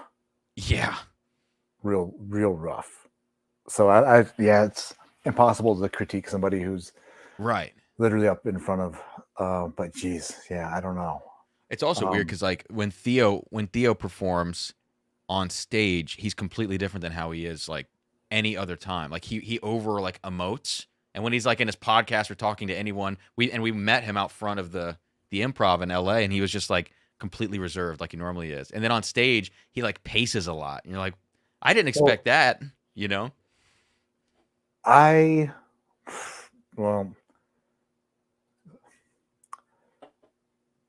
It's hard to say like you can right. You relate to somebody who's a professional comedian. He's like, that's not what I'm saying, but I can relate to that sort of thing because people will watch my videos and they're like, oh, he's so outgoing or so like not loud, certainly not loud, but like when I get into like rooms with people, sometimes I find people watching me like waiting for yeah, and I'm like, oh no, I'm extra super shy and like very introverted, and like it takes a while to get camera Matt out of Matt. You know, but it's just me and the camera. It's like it's a relationship between me and the lens, and then I'll come back to it later and like put shit to get like make things work the way they should work. But I've heard that about Theo Von, that he's much more higher energy on stage than you would expect. That's just like probably like amped up stage Theo, where you see him outside the club and he's just like, yeah, man, now we're one-on-one and it feels kind of weird, like, right, you know. But when what was funny too is when he introduced himself, he like walked up and he was like, hey, I'm Theo, and I'm like, yeah, you know what I mean, like I know. But that from their perspective, that must be kind of funny, you know, to say something, or maybe that's a normal thing for them to say, but it's like, of course they know that I know who they are, you know. Which is the opposite of a lot of interactions I have had. I don't know, dude. You got one recently. I think it's Bob.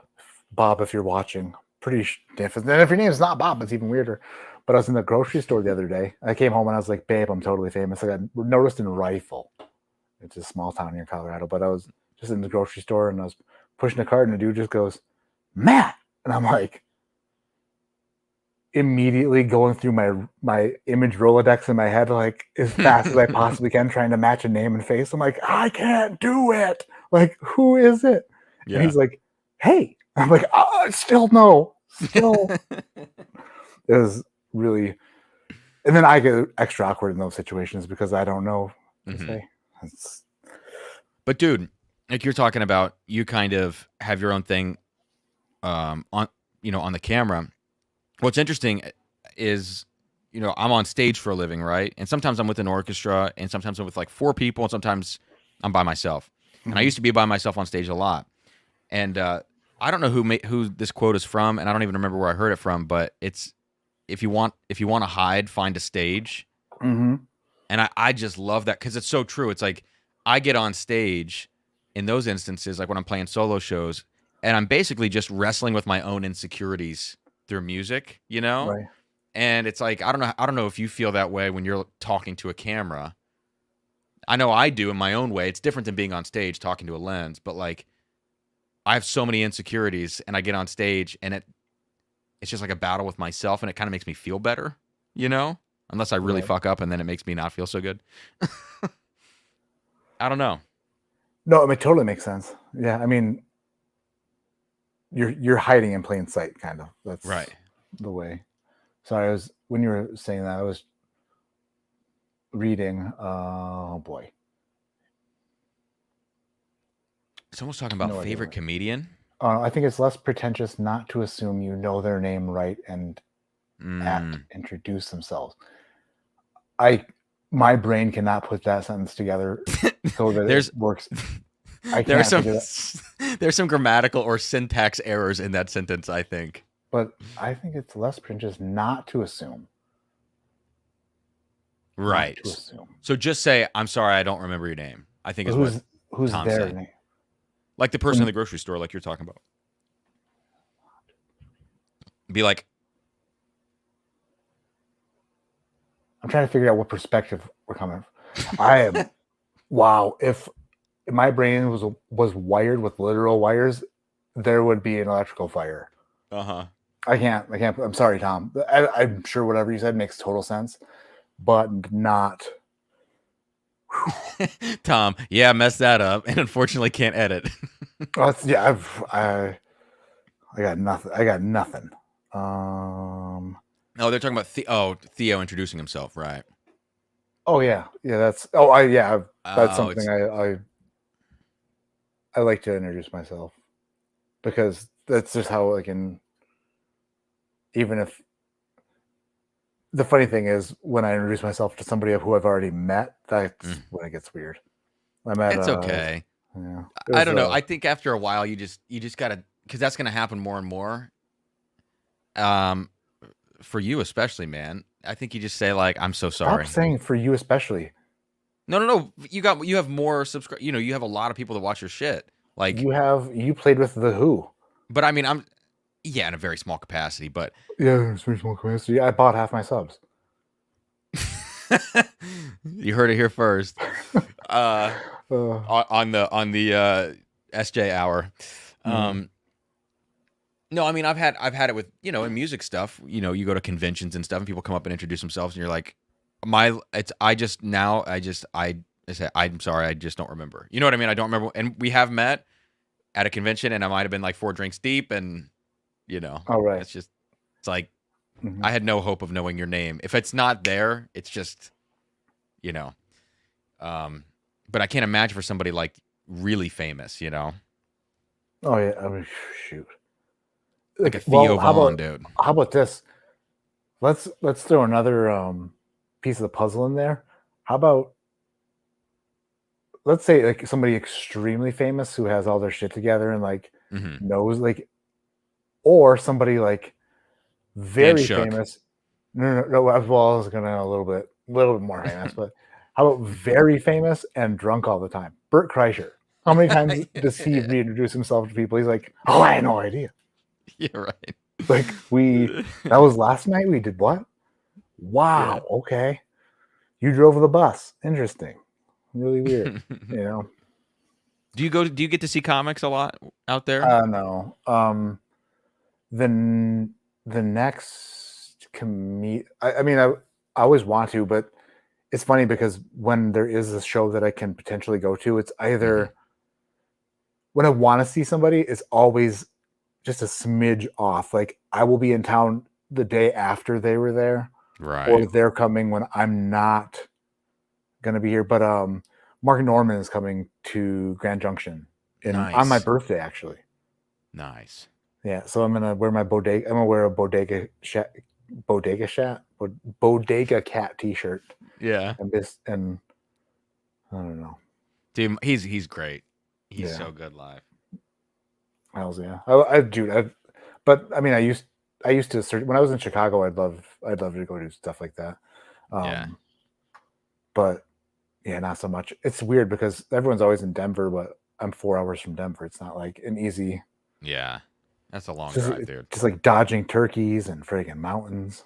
It's difficult. It's a difficult drive. And it was children. I can't bring my kids to a Joey Diaz show. You could. Dude, meeting him, I think that might have been the most starstruck I've ever been. Just when Sarah and I went up and hugged him, it was just like, I cannot believe I'm seeing you. Did he call your wife hot? No. Okay. I don't think so. I just wondered if it was something he did constantly, or so I'll have to tell Chris that he really meant it, babe.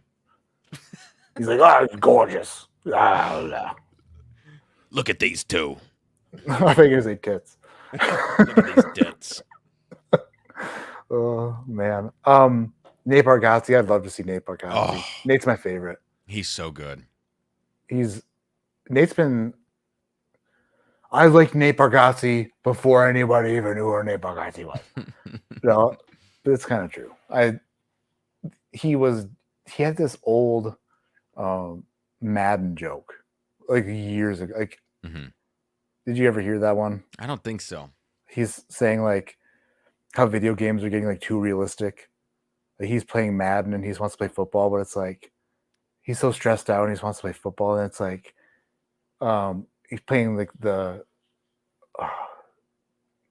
owner or like the franchise mode, and it's like I can't remember what athlete it was, but it's like, for example, Reggie White is unhappy with his contract and would need to talk, and he's like, well, you go tell Reggie that my wife is in the kitchen mad at me to take the garbage out, and she's furious with me because I didn't do this or that around the house.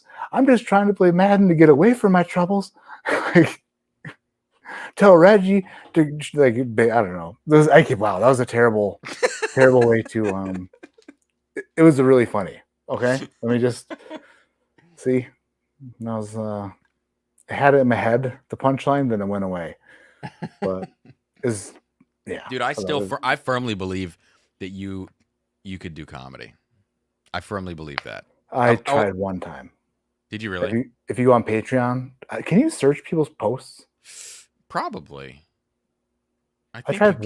one time, and it was in this thing called the UP has talent, or UP got talent. It was in the Upper Peninsula of Michigan at this casino, and I was like, I got the day off of work, and I drove Mhm. there with my wife, and I'm like, I like spent, I don't know, a few weeks like writing jokes, and then I got there to this casino, and they're like, "Well, what are you doing? Like, what's your talent?" I was like, "I'm gonna do comedy," and they're like, "Oh, well, keep it clean," because we had a couple other comedians in here who like nobody liked because they were like vulgar or dirty. Like they, so just try to keep it clean. I was like, "Oh, well, that's super cool because you told me to completely change everything in my like Oh 10 minutes no. before I'm about to," and I was sandwiched between musicians. There's nobody else doing it. So it was terrible. Like Yeah. people are playing music really well, and they're like, "Oh, and here's Matt doing comedy." And if you'll see the video, it's on the Patreon somewhere So ways you back. posted it. You Oh posted it yeah, up. it is bad. And then the girl who goes on directly after me, who ends up winning, um, she's a musician, and she does like this amazing music. I can't remember what the hell she did, but it was great, playing instruments and singing. And I was like, "Wow, is she good?" And then at the very end of it, she finishes what she did with a dirty joke about murdering her husband or some shit. And I was like, "What?" That's And it funny. killed, dude. Everyone lost it. I'm like, "Oh my god!" Like terrible. So, So when you got on stage, when was this? Remind me, like, what did you say? I don't know if you said what oh year. boy, 2019, 2018. So when you got Something on like that. stage, were you nervous? Oh, yeah, of course. Like, were you like, was it Oh like yeah, this, or was it just kind of like big a time. little mental? Okay. Oh, I mean, like you can't. Yeah, heart's beating out of the chest, like Yeah. terrified, like maybe not even gonna go do it, like. Right. And then all of a sudden, you're standing on a stage with a microphone in your hand, and you're looking at people in the audience who are just like, Yeah. "What are we? What are you doing? What you're gonna try to make me laugh?" I had some joke about um, like I had to like really change it on the fly, but there was a joke about um, I read a story about like this was before everyone started identifying as everything, Uh huh.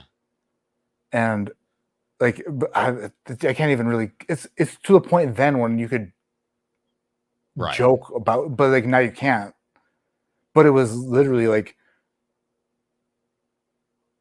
I made the joke of somebody identifying as a cat, Hmm. but it's like how bad would that be if you were to fill out like a rental application like for like you can't have, and then you piss all over the wall and tear up their carpet, and they're like, "Oh, I didn't know I was renting," so, you know. Jesus. But Uh, it was very, very terrible, very bad. uh, It went about as well as you could expect. And when I was done there, I was done forever. Never again. Never again. that's cool that that's pretty cool that you got up and did it though, dude. It was fun. It was fun. I mean, I didn't think that I had no idea, but it's just one of those things where if you never do it, you never did it. Hmm. And it's good for you to be in front of people and like to stretch those awkward muscles where you're like, Oh yeah, "Hi," you know. dude. I think yeah. What is it? Pressure makes diamonds, but just putting yourself in uncomfortable situations, not just physically, but like emotionally and socially, I think is like pretty good for people. I think people should do Mhm. more of that stuff. You Oh, know, right. I mean, I still get this before I play a lot. That's because I'm you hadn't still had a drink that day. yeah. No, I'm just kidding. Don't tell Not the right Sarah. place for that joke. No, yeah, I bet. It's funny because like even if you if I think about something too far ahead, if I let's say if I plan on doing something or Hmm. like and I know I'm gonna do it, then I get like that. It's so weird. If it You doesn't get come if it doesn't come like in a flow of something, then Mm-hmm. I get all weird about it. Like Matt Madness stuff, dude. I still get weird before those. Really? Like before those live streams, I have to like really shake myself out. So like, it's so strange. Like, why would I be nervous for something like that, or why would I have those jittery feelings? Mm-hmm. But I mean, coming on here with you tonight was like, you know, I had to get myself up for it. But that's a joke. Just That's another. Just ask for help next time, dude. I got you. The fluffer. Uh-huh. Yeah, That's my job. That's why I come on after Trev. You know. What are we gonna call it? Something in the fluffer. What's the podcast gonna be? I'm your fluffer. So, what are you?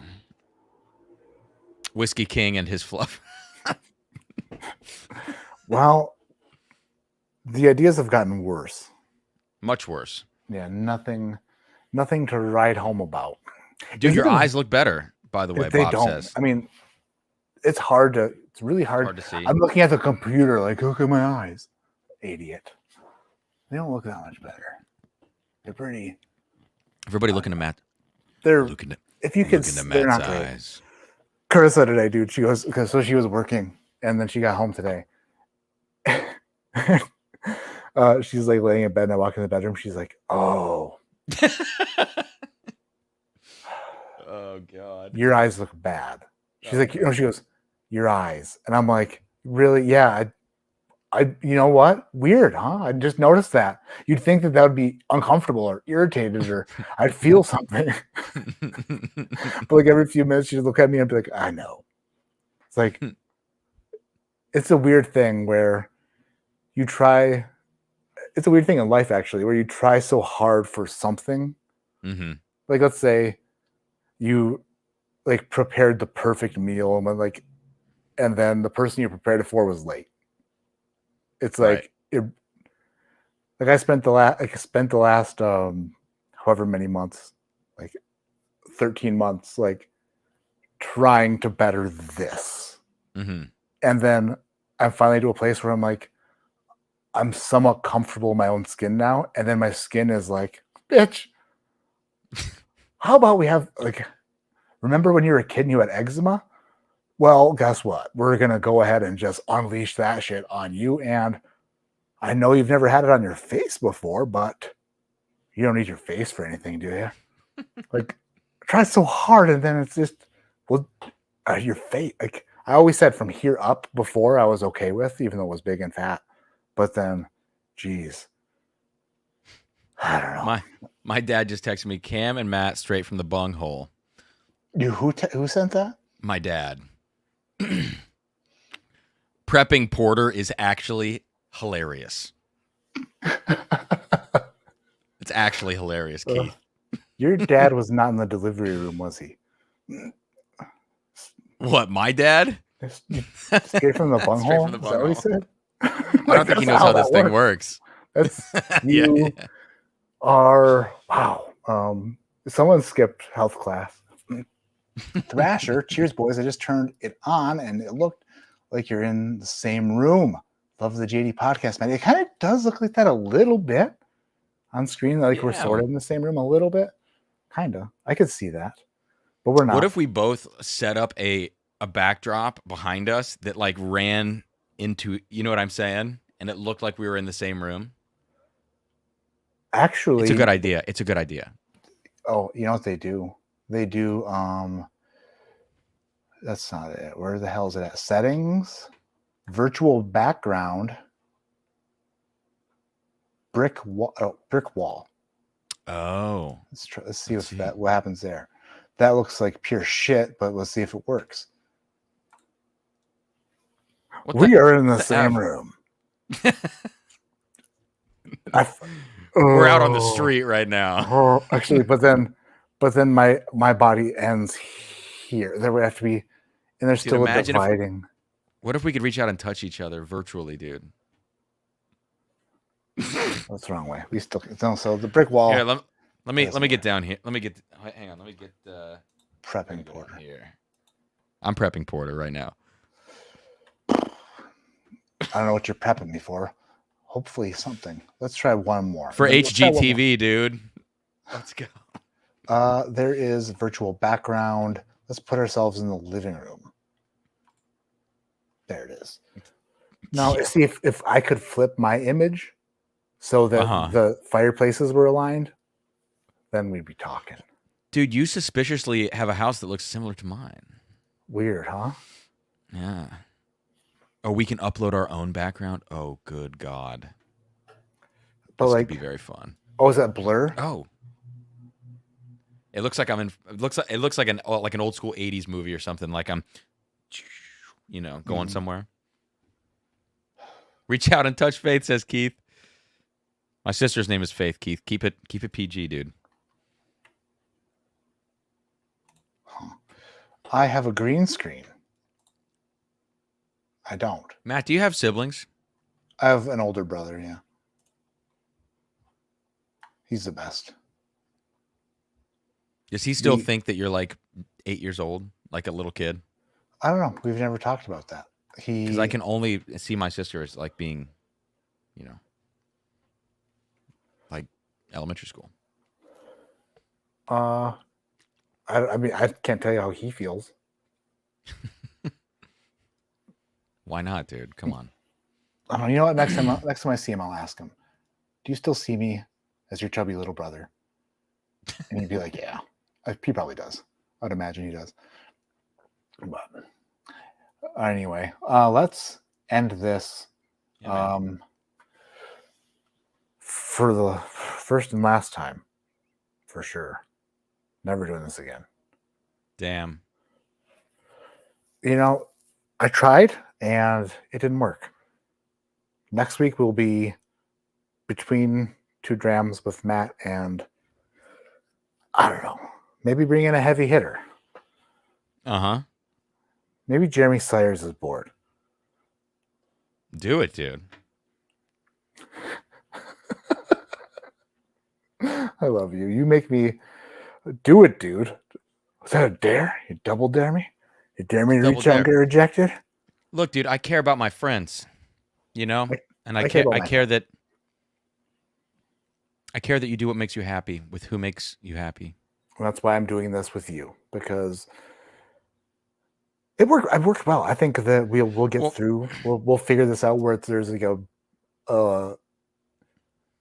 way that it's put together and runs smoothly, so it's like easy to listen to. People know what to expect. So I like free flowing, but I also like, as we're doing this, we've done like we've both asked each other questions. We've gone on rants. We've gone on super tangents, and I think there's a lot of good data points in this. You know what I mean? For us to talk about. What was that? What was that? I don't know. But yeah, I agree.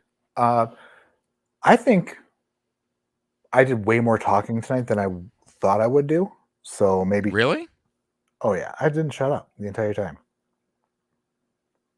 I just don't like to interrupt people. I still end up doing it because it's hard over the internet to not, because you can't read body language the same way. Right. Because when you and I met at Pours in the Park, it was, for me, it was like, this is my homie, Yeah, for sure. 100%. I agree. It's so hard over the internet. That's why if you have a connection, like, it's weird when people who've never met communicate for the first time, like, and you're watching it, that can get awkward. In person, it makes it a little bit easier because you can, like, when I was at Jack Daniels with Lucas Hendrickson, when we were in that same room together, like, you could feel each other's energy and like get a read on somebody. Yeah. So it's like I could tell that there was, like, I had the ability to joke a little bit and like you can just, like, there's an energy kind of like a force field, and it's like either you let it down or you like push it out there, and then you send one tomahawk, like whatever, you're like Fox one, right? Whatever it is. And every podcast I will reference Independence Day. I need to see it then. Eagle 1, Fox 3, and then you shoot the missile at it, and then you see how deep it penetrates. See how much of a shield they have up. And if all goes well, there'll just be pieces of them everywhere. And you can say whatever you want from there on out. Aura? Keith Link says aura? That sounds like a name of a household gadget that listens to you while you're talking. I'm back. Dude, you've never seen Independence Day? No, I haven't seen that. No. What's a movie like Independence Day? What's another kind of along those lines? Well, in what way? Like an old Will Smith movie, or something that's like the theme, like the theme of the movie, like Armageddon? Yes. Like what's another movie like that? Apollo 13? Yeah, I thought I That's saw Tom. another one that was kind of like it. How would you know what it's like if you've never watched it? Because of all the pop culture references to Independence Day that Nobody ever. I'm the only one who ever references Independence Day. Well, then you stand alone in my mind, Matt Porter. But there are so many good one-liners in there. Like every time Independence Day 2. Sorry. Every time we're driving somewhere and there's like, there's rush hour traffic leaving, like on the opposite side of the divided highway, but like there's no one. Yeah. So that happens in Independence Day, and they're like, this guy's with his son. He's like, David, everyone's leaving Washington D.C. We're the only schmucks trying to get in. It's like, that's a quote I use all the time. We're the only schmucks trying to get in. Right. Yeah. Welcome to I'll have to watch it with Sarah. Well, that's a quote. Yeah, Will Smith punches an alien in the face. He's like, "Welcome to Earth." Jesus Christ. That's where he got his training, huh? Or they're like towards the end. They're in this alien spacecraft, and like Will Smith is flying it with David Goldblum. I think that's who it is. And Jeff Goldblum? Is there a David Goldblum? Yes, Jeff Goldblum plays this character is David in the movie. But anyway, so there's a joystick in the spacecraft, and he like hits up on the joystick, and it shoots the thing back into the wall in this cage, like in this hangar they're in. And he's like, "Whoopsie!" And he takes the paper that says like forward, back, left, right, and he flips it upside down, so it's. And Will Smith is like, "Yeah, let's try that again without the oopsie." It's just it's a great movie. I can't get enough of it. Was that Old Elk? Yeah. Have you had this? The cigar cut? No. To be honest, I got an Armagnac finished one, and it was not good, dude. It's not good. This is what that should taste like, and this is good, but it's just too expensive. I ain't heard no fat lady. Yeah, they're trying to escape the mothers. This is so good. There's so many quotes.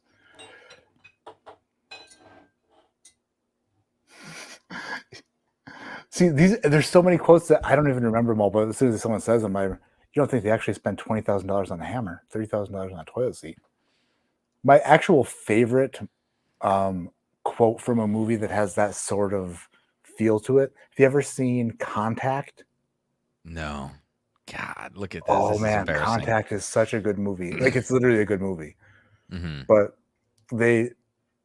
spoiler alert, it's a movie from like the 80s or 90s or something. So I mean, get it together. But they are doing shit. I can't even remember the premise of the movie. But they're shooting a spacecraft into space, and a terrorist goes in there and blows it up before they can launch it. But they need to launch it for whatever purpose. So then it turns out they have another one of these things ready to launch on the other side of the world. And they're like, oh my God, they've got another one. Like, we can still complete this mission. And the quote was, "Why build one when you can build two for twice the price?" It's just a good quote. That's a good quote. Ophidian, $10 super chat. Thank you. Appreciate it. Such a great movie. Everyone loves it. Contact was great. See? I think that was an old Jodie Foster movie. Could be wrong. Maybe not Jodie Foster. Don't know. Possibly. They got a message from outer space. Yes, that's what it was. Contact is they received like a message from space with instructions on how to build this craft. So like they literally built it with the instructions sent from space. Mm. One of them got fucked up, so then they had, but luckily they built 2. You know what I mean? I built 1. All right, Cam, thanks so much for doing this. This was great. Yeah, man, we'll get it together. We will. I think it's going to be fun. I think so too. I will enjoy it. I'll probably have to get a different microphone and stuff. It'll be good. We can figure that out. I have yeah, man, this mic is good, but it's actually pretty unnecessary for this stuff. You know, this is like 400, but it's overkill for what we would need for doing this. So we just got to figure out some other things production wise. But I think putting it on like Spotify and Apple and all that will be good. Yeah, people will see Joe Rogan and then comes and Cams. God. My dad's watching, dude. Come on. He thought you were birthed out of an a-hole. So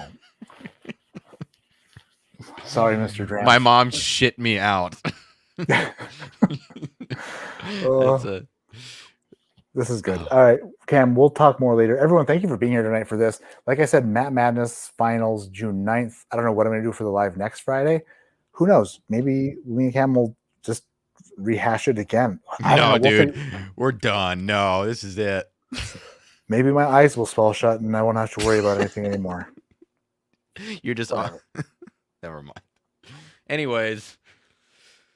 I love you, Matt. I love you.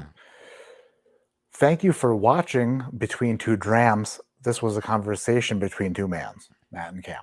We love you, and we'll talk to you on the next time. That's our outro.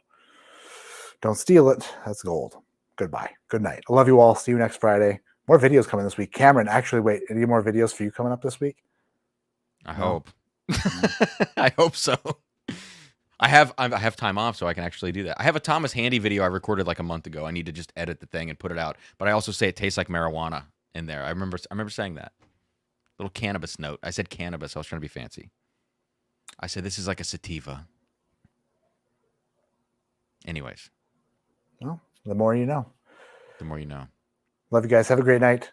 See you next time. My name is Matt ADHD Whiskey. Like I was like, have a file mine on. Not rubbing your eyes with Clorox cleanup. Bye.